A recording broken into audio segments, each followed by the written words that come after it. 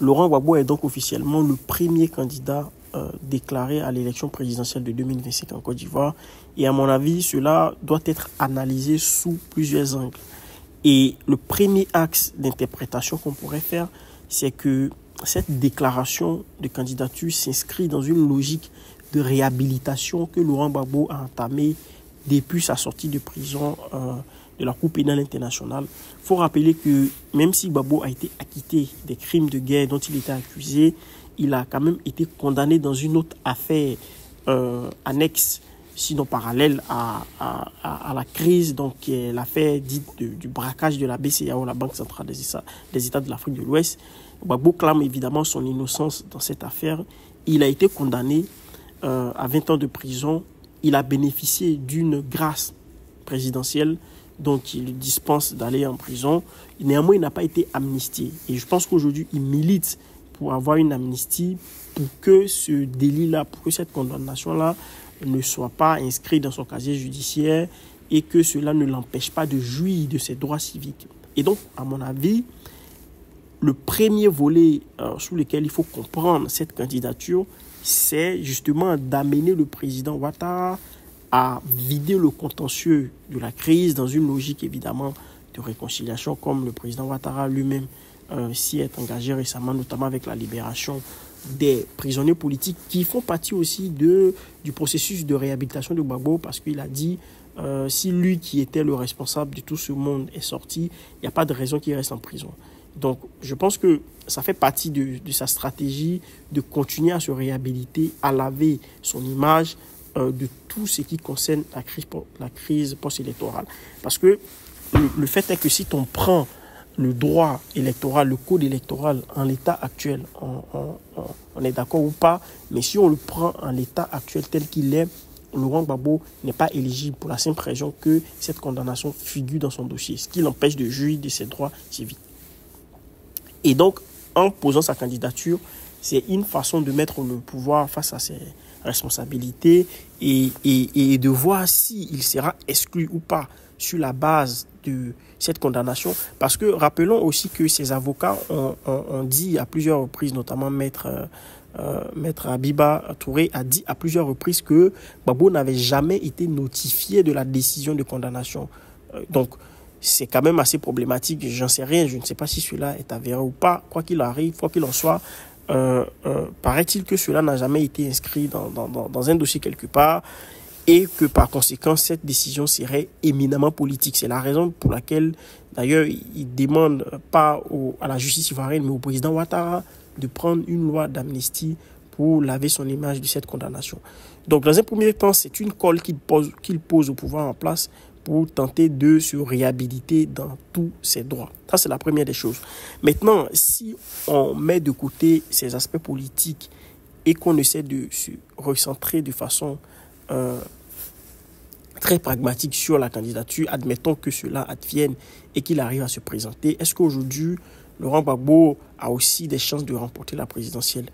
Alors, moi, j'émets des réserves. J'émets des réserves pour la simple raison que, d'abord, aux dernières élections locales, les principaux cadres du parti, donc Kone Katina, Stéphane Kipré, Damana Picasse, Michel Gbagbo, n'ont pas réussi à se faire élire en fait dans toutes les localités où ils se sont présentés. Donc cela montre qu'aujourd'hui, la base du PPACI, donc le Parti des peuples africains de Côte d'Ivoire, qui est le nouveau parti politique de Laurent Gbagbo, n'est pas suffisamment implanté sur l'ensemble du territoire, n'a pas réussi à consolider suffisamment sa base pour remporter ces élections-là.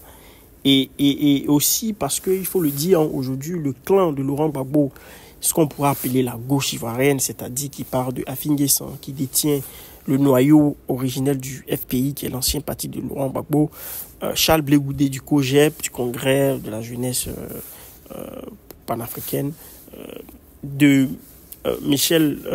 Simone Gbagbo, qui a créé son parti politique. Donc tout ce beau monde-là est assez émietté et finalement, alors qu'ils ont le même électorat, pour moi ils ont la même base électorale, ils ont les mêmes sympathisants, et même si évidemment il y a des sympathisants plus ou moins engagés pour l'un ou pour l'autre, mais c'est la même base électorale. Donc si on part à une élection présidentielle et que cet ensemble-là est candidat, c'est-à-dire Laurent Gbagbo, Simone Gbagbo, Pascal Affingué, Charles Blé Goudé, en fait, ça réduit considérablement les chances de Gbagbo lui-même en tant que personne de se faire élire au niveau national. Il faut le dire. La troisième chose, c'est que, au fond, cette déclaration de candidature, pour moi, je pense que c'est aussi une preuve même d'échec du parti de Laurent Gbagbo et de manière générale, c'est une preuve aussi de l'incapacité des responsables politiques ivoiriens à se faire succéder. Parce qu'aujourd'hui, je parlais tout à l'heure de l'échec des candidats du PPACI aux élections locales. Ces derniers-là ne font que campagne dans l'ombre de Laurent Gbagbo, c'est-à-dire qu'aucune autre personnalité n'arrive à émerger véritablement. Donc, qu'après plus de 15 ans d'absence, Laurent Gbagbo revienne après 10 ans d'incarcération et qu'il n'arrive pas, pour moi, à se faire succéder, à se faire remplacer et qu'il n'arrive pas à s'appuyer sur sa notoriété pour faire émerger d'autres cadres au sein de son parti capables de porter le nouveau projet du PPACI, pour moi, c'est un échec. Mais ça ne s'arrête pas simplement à Laurent Gbagbo. On pourrait élargir cette alliance même au RHDP avec le président Ouattara, qui pour l'instant n'a pas désigné de successeur et dont on ne sait pas s'il va être candidat. Feu le président Henri Konan Bédié n'avait pas de son vivant désigné de successeur à proprement parler. Bon, les circonstances malheureuses ont fait qu'aujourd'hui le PDC est un nouveau président. Mais voilà, la candidature de Laurent Gbagbo est aussi quelque part un aveu d'échec de son propre parti où les principaux cadres n'arrivent pas à émerger en dehors de sa personnalité. Il faut le comprendre de cette manière-là.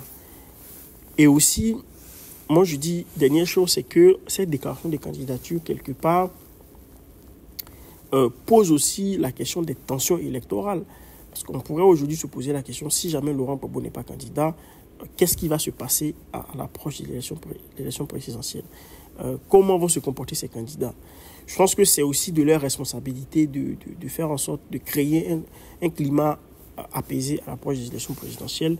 Donc voilà, comme je l'ai dit tout à l'heure pour résumer les choses, donc cette candidature vise à réhabiliter, cette déclaration de candidature vise à réhabiliter Laurent Gbagbo, mais c'est aussi un aveu d'échec de son parti qui n'arrive pas à faire émerger d'autres cadres. Et aussi, ça pose la question de la responsabilité des responsables politiques en Côte d'Ivoire dans les tensions électorales et aussi leur capacité à se faire succéder.